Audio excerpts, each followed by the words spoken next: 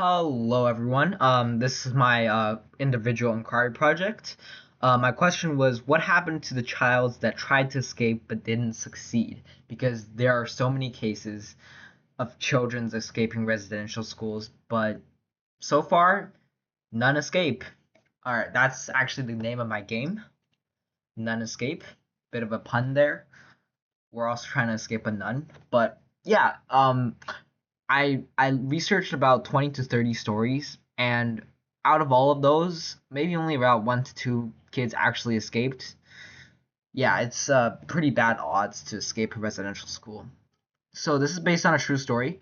My name is Patricia Marilyn Joseph. I attend the Cooper Island Indigenous Residential School. That's a school in British Columbia. Listen to the teachers, follow the rules, and be a good kid, my mom said reassuringly with a confident smile as she handed me to the government workers that came to take me. But I felt fear in her eyes that pierced through me as the cold, hardened grip of the government worker took me away. The beginning of my nightmares. I'm 14 now, and I'm never going back to that school again. I'm going to escape tonight. Okay, so Patricia actually escaped January 19th, 1959, um, but she never made it home. And you'll see why once I finish the game, get to the ending of my game. That's our girl, Patricia, an ordinary Indigenous girl faced with a seemingly impossible task. Oh, also thanks to my friend Brian for helping me with coding. Couldn't have done it without him. My coding sucks. Okay, space to continue. Okay, so this is the bedroom, and I actually want to just show you guys the whole map first. So I'm gonna go outside of the map. Don't worry, when we're actually playing, we're not allowed to do that. Anyways, we have the lockpick here. So in the beginning, the bedroom doors, these doors will be locked.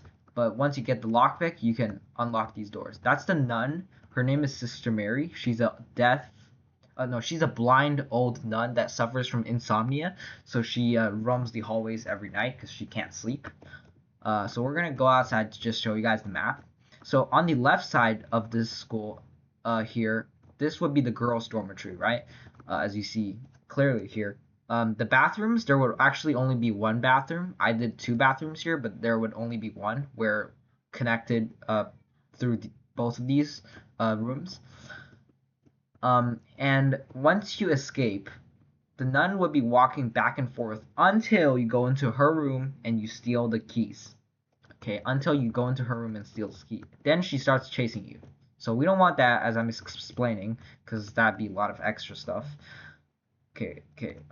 Look at this.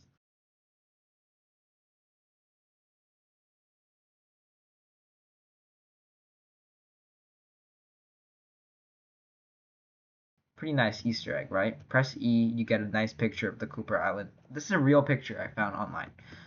And then we have the sewing room here on the right.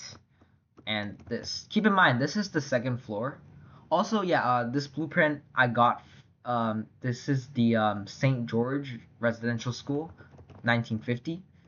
This is the real blueprint. So everything you see here is real. Actually, I did change this part. This is the classroom. I changed these three rooms. These three are the boys' dormitory. The girls are over there. As we all know, the boys and girls dormitories are separated in a residential school. Um, so this is the classroom. Later, we would actually be escaping here because we get the rope. We use the fabrics here, and we use the sewing machines. We make like a rope type of thing, and then we use the rope to escape through the window here. Yeah. And then this is sort of a praying room, playroom. These are some toys. This is the sewing room, classroom. And I'm just gonna go over here. This is the infirmary. Uh, Very nice. That's the this is the bathroom for the infirmary. And then we have another infirmary here. Look at this picture. Yeah, this photo actually has two frames. There's this one, and I'll show you the other one after I click space. But yeah, this picture is a nice picture I found online of all the girls standing together. Maybe one of them was Marilyn, our main character. I don't know what she looked like, but yeah. Next picture. Okay, so this is the next picture. This is actually a full view of the Cooper Island Residential School, which is pretty cool. As you see here, it is an island, so it's secluded, water surrounding it.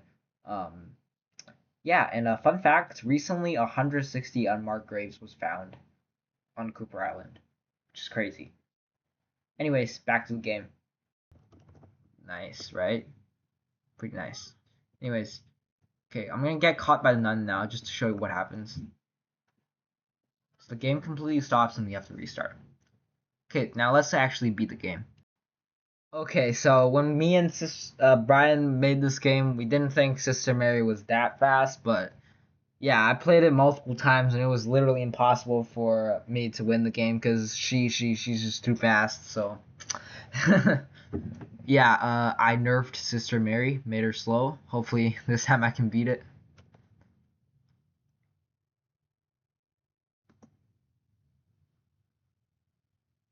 Okay.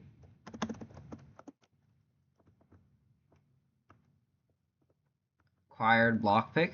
Nice. Okay, unlock door. I mean, this may seem like a fairly like simple. No. Oh shoot, she's fast. What the heck? Make it. Get out. Get out. Shoot. Okay. Yeah, and this is the scene where she escapes. Um.